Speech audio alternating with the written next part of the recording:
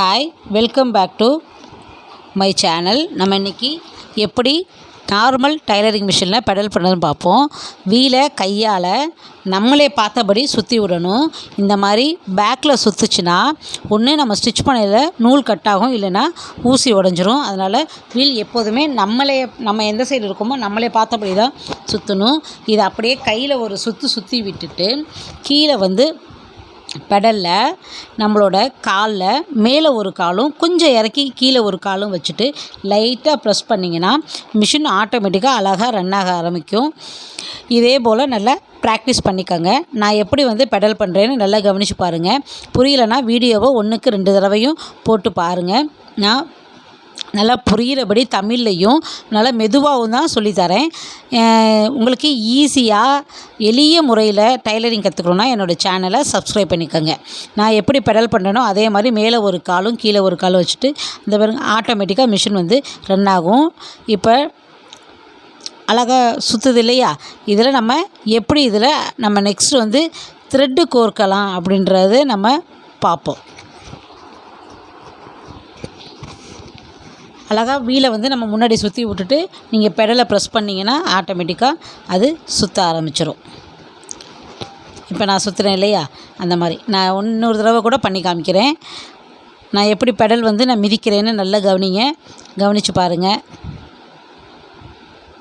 நான் சொல்லித்தர்றத நல்லா கவனித்து பார்த்தீங்கன்னா சின்ன குழந்தைங்க கூட கற்றுக்கிட்டு நம்ம ஸ்டிச் பண்ண கற்றுக்குங்க ஈஸியாக. அந்தளவுக்கு எளிமையான முறையில் தான் நான் சொல்லித்தரேன். இல்லை நம்ம நெக்ஸ்ட்டு நூல்கண்டு எப்படி கோக்குறதுன்னு நம்ம பார்க்கலாம். நூல்கண்டு அந்த த்ரெட் ஹோல்டரில் நூலை வச்சுட்டு அந்த நூல் எடுத்து பேக் சைடு சின்னதாக ஒரு நாச் மாதிரி இருக்கும், அந்த நாச்சில் விட்டுட்டு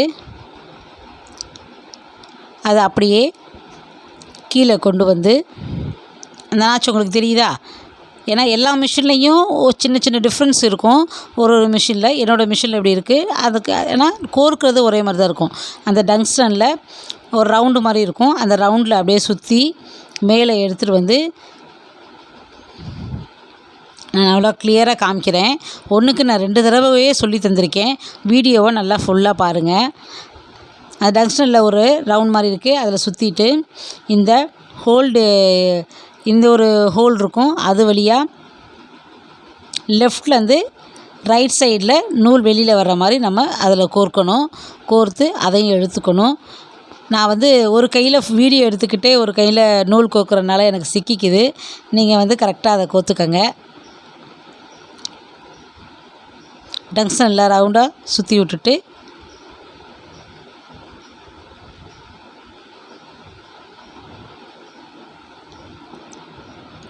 அந்த எல் ஷேப் மாதிரி இருக்குது, அது உள்ளே மாட்டி விட்டு இந்த ஹோல்லையும் நூலை விட்டுட்டு அப்படியே இங்கே ஒரு சின்னதாக ஒரு கீ மாதிரி இருக்கும், அந்த கீழேயும் அந்த நூலை அதில் அப்படியே ஹோல்டு பண்ணிவிட்டு எல்லாம் மாட்டிடுங்க. சின்னதாக ஒரு யூ கொக்கி மாதிரி இருக்கும், அந்த யூ கொக்கிக்குள்ளே அந்த நூலை மாட்டி விட்டுருங்க. மாட்டி விட்டுட்டு கீழே நீடில் இருக்கும், ஊசியில் ஊசியை நல்லா மேலே வீல் பிடிச்சி சுற்றினீங்கன்னா ஊசி மேலே தூக்கிக்கும். அந்த ஊசியில் லெஃப்ட் டு ரைட்டு, லெஃப்டில் உள்ளே விட்டு ரைட் சைடு நூல் வெளியில் இழுக்கிற மாதிரி நம்ம கோர்க்கணும். நல்லா கவனிங்க நான் எப்படி கோர்க்குறேன்னு. அதே மாதிரி ஊசியும் ஒரு மிஷினுக்கு தகுந்த மாதிரி சைஸும் இருக்கும். இப்போ நான் கோர்க்குற மிஷினில் ஊசியோட 16 நம்பர் 18 நம்பர் யூஸ் பண்ணலாம். ஆனால் பட்டை ஊசி தான் யூஸ் பண்ண முடியும். இதுவே கொஞ்சம் பெரிய மிஷினாக இருந்தால் உருண்டை ஊசி யூஸ் பண்ணுவாங்க. அதனால் அவங்கவுங்களுக்கு உள்ள மிஷினில் எப்படி ஊசி இருக்கோ அது மாதிரி. ஆனால் எல்லா மிஷின்லையுமே லெஃப்ட் சைடு நூலை விட்டு ரைட் சைடு தான் நம்ம வெளியில் இருக்கிற மாதிரி இருக்கும். இன்னொரு தடவை நான் சொல்கிறேன். ஹோல்டரில் நூலை மாட்டிட்டு முன்னாடி அந்த நாச் வழியாக விட்டு டங்ஸ்டனில் உள்ளே விட்டு அந்த எல் ஷேப்பில் இருக்க கம்பிலையும் உள்ளே விட்டு இந்த ஹோல்லையும் விட்டு அந்த அந்த ஹோல்லையும் நூலை மாட்டி டைரெக்டாக அப்படியே கீழே கொண்டு நீடில் நம்ம லெஃப்ட் டு ரைட் நூல் எடுக்கணும். நூலை எடுத்துட்டு நூலை ஒரு கையால் பிடிச்சிக்கிட்டு நூலை எடுத்துட்டிங்கன்னா ஈஸியாக உங்களுக்கு நீங்கள் ப்ராக்டிஸ் பண்ணிக்கிட்டே இருந்தீங்கன்னா ஈஸியாக உங்களுக்கு நூல் கோர்க்க வந்துடும். இந்த நூலை ஒரு கையில் பிடிச்சிக்கிட்டு நம்ம அடுத்து பாபின் மாட்டலாம். பாபின் எப்படி மாட்டுறதுன்னா, இந்த பாபின்குள்ளே கேஸ் பாபின் கேஸில் அந்த பாபினை மாட்டி அடியில் அதுக்கு ஒரு ஹோல்டர் இருக்கும், அதில் மாட்டணும். அதில் மாட்டிட்டு இந்த நூலை பிடிச்சிக்கிட்டே வீலை ஒரு சுற்றினோம்னா த்ரெட்டு வந்து கீழே இருந்து மேலே வந்துடும். இந்த நூலை பிடிச்சி இழுத்தோம்னா த்ரெட்டு வந்து அழகாக கீழே பாபின் கேஸில் இந்த நூல் வந்து இந்த பாருங்கள் மேலே வந்துருச்சா, மேலே வந்துச்சு. இதுக்கப்புறம் நம்ம பின்னாடி வந்து அந்த லூப் இது அடிக்கிறது இருக்கும், அந்த ஃபுட்டை தூக்கி விட்டோம்னா நம்ம ஸ்டிச் பண்ணுறதுக்கு ஸ்டார்ட் பண்ணிக்கலாம். பின்னாடி ஒரு ஃபுட்டு இருக்கும், அந்த ஃபுட்டை தூக்கணும்னா அதுக்கு அடியில் தான் துணி வைக்கணும். இப்படி தான் இது. நம்ம அடுத்து பாபினில் நூல் எப்படி சுற்றுறோம் பார்க்கலாம். ஒரு பாபின் எடுத்துகிட்டு அதில் லைட்டாக கொஞ்சம் தூரம் நூலை சுற்றிட்டு பாபின் நூல் சுற்றுறதுக்குன்னே அதில் ஒரு ஹோல்டர் இருக்கும், அந்த ஹோல்டரில் மாட்டி வீலை வந்து ஃப்ரண்ட் சைடு நம்ம சைடு சுற்றணும். நம்ம சைடு சுற்றிட்டு நூலை நல்லா இழுத்து பிடிச்சிக்கிட்டு அதில் ஒரு ப்ரெஸ் பண்ணுற மாதிரி ஒன்று இருக்கும், அதை ப்ரெஸ் பண்ணிங்கன்னா பாபினில் ஆட்டோமேட்டிக்காக அதுவே நூல் சுற்றிக்கும். அவ்வளோதான். இதே மாதிரியே ஃபுல்லாக நமக்கு எவ்வளோ தேவையான அளவோ நம்ம அந்த நூலை வந்து சுற்றிக்கலாம். போட்டு அந்த ப்ரெஸ் பண்ணுற மாதிரி இருக்கு இல்லையா, அதை ப்ரெஸ் பண்ணணும். ப்ரெஸ் பண்ணிங்கன்னா நூல் வந்து ஆட்டோமேட்டிக்காக சுற்றிக்கும்.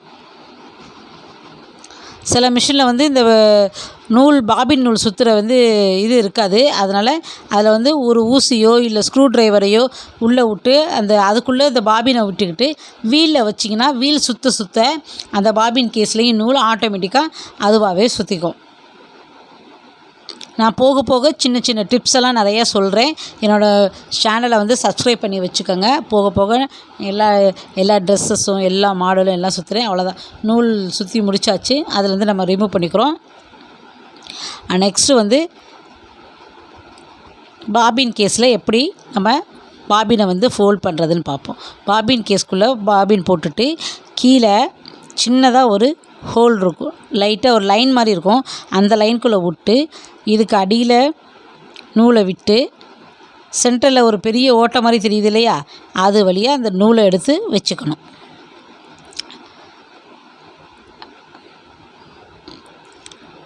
இன்னொரு தடவை நான் சொல்லித்தரேன். கேஸில் பாபினை போட்டுட்டு கீழேருந்து தான் நூல் மேலே வரணும், மேலேருந்து நூல் கீழே வரக்கூடாது. அங்கே சின்னதாக ஒரு கோடு மாதிரி தெரியுதுல்ல, அந்த கோட்டுக்குள்ளே நூலை விட்டு அந்த மேலே வந்து லைட்டாக ஒரு சின்னதாக ஸ்க்ரூ போட்டு ஒரு மூடி மாதிரி இருக்குது பார்த்தியா, அந்த மூடிக்குள்ளே நீங்கள் நூலை அப்படியே அமுக்குனிங்கன்னா அதுவே வந்துடும். அந்த பெரிய ஓட்டையாக இருக்க இடத்துல கரெக்டாக சென்டரில் நூல் எடுத்து வச்சுக்கணும். இப்படி தான் பாபின் கேஸில் பாபினையும் மாட்டணும். இந்த பாபின் கேஸை எப்படி மிஷினில் மாட்டுறதுன்னு பார்ப்போம். அதை பாபின் கேஸ் போடுற இடத்துல வச்சு அதுக்கு பக்கத்தில் சின்ன ஒரு ரவுண்டாக தெரியுது இல்லையா, அதுக்கு நேராக அந்த பல்லை வச்சு ஒரு லைட்டாக ஒரு ப்ரெஸ் பண்ணிங்கன்னா ஒரு லாக் சவுண்டு கேட்கும். நான் இன்னொரு தடவை பண்ணி காமிக்கிறேன். பாபின் கேஸை வந்து அந்த பாபின் கேஸ் எங்கே மாட்டுவோமோ அதில் வச்சுட்டு அப்படியே கொண்டு போகணும். லைட்டாக கொண்டுட்டு போயிட்டு அந்த இதுக்கு நேராக வச்சு ஒரு லைட்டாக ஒரு ப்ரெஸ் பண்ணிங்கன்னா ஒரு லாக் சவுண்டு கேட்கும். அந்த சவுண்டு கேட்டுச்சுன்னா பாபின் கேஸ் வந்து லாக் ஆகிடுச்சின்னு அர்த்தம். நம்ம அதை அப்படியே விட்டுட்டு முன்னாடி சொன்ன மாதிரியே இந்த த்ரெட்டை கோத்துட்டு த்ரெட்டை வந்து கையில் பிடிச்சிக்கிட்டு வீல் வந்து நமக்கு வீலை ஒரு சுற்றுறீங்கன்னா அது கீழே பாபின் கேஸ்லேருந்து நூலை மேலே எடுத்துகிட்டு வந்துடும். மேலே எடுத்துகிட்டு வந்த பிறகு நம்ம ஸ்டிச் பண்ணிக்கலாம். பின்னாடி உள்ள ஃபுட்டை தூக்கி விட்டிங்கன்னா இந்த ஃபுட்டு வந்து மேலே தூக்கும். அதுக்கு அடியில் நம்ம கிளாத்தை வச்சு விட்டுட்டு நம்ம ஸ்டிச் பண்ண ஆரம்பிச்சுக்கலாம்.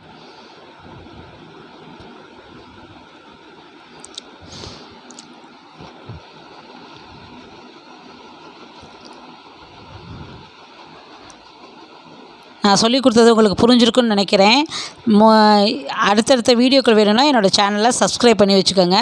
வீலை சுற்றி விட்டு பெடலில் கால் வச்சு பெடல் பண்ணணும், த்ரெட்டு எப்படி மாட்டணும், இதை நீங்கள் ப்ராக்டிஸ் பண்ணுங்கள். நம்ம நெக்ஸ்ட் வீடியோவில் மீட் பண்ணலாம். பாய்.